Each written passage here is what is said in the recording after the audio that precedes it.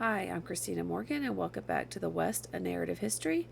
We're in Chapter 5, the Hellenistic Era and the Rise of Rome.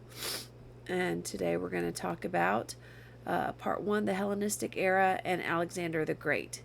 We've been talking about government by the people, democracy, and today we're going to talk about the perils of government by the people. I talked to you before about, could government by the people really work? Could people have a say in their government in such a large quantity? So the differences between the Athenian people power and Hellenistic monarchies and the Roman Republic are something we'll talk about, because there's a transition in the way of thinking and the size and the scope of these three different things.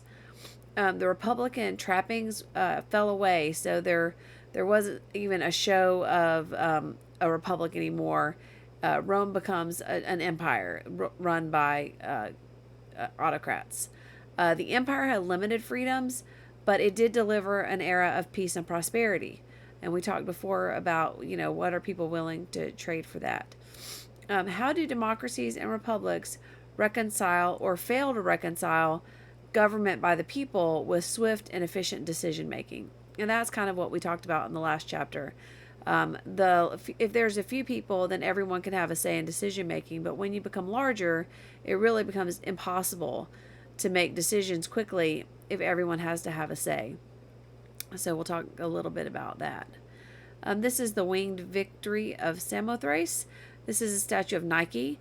Nike was the goddess of victory, and so the little swoosh symbol from Nike, that's what it means, victory. The Hellenistic era is what we call, what we're going to talk about, the era after the Hellenic era. The Hellenic era is what we talked about last time. Sparta is unable to follow up its victory in the Peloponnesian War with any further success. And all the Greek city-states fight among themselves, and they basically decide that the only real answer is an individual monarch to bring peace. And Philip II of Macedonia steps in to fill that role. He has a decisive victory over Athens, and he takes over his victories in 338 BCE. He assembles a conference together in a city-state called Corinth, and he says we should all get together to go take revenge on those Persians.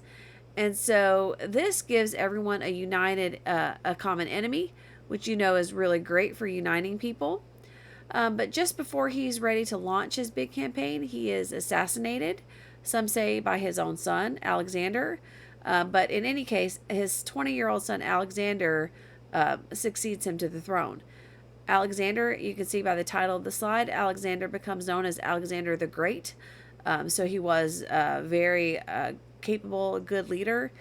He swiftly and brutally demonstrates his leadership of the Greek world, and he crosses into Asia in 334 BCE.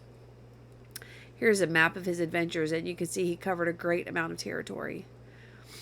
He is a man with unbreakable will. He is a very charismatic leader.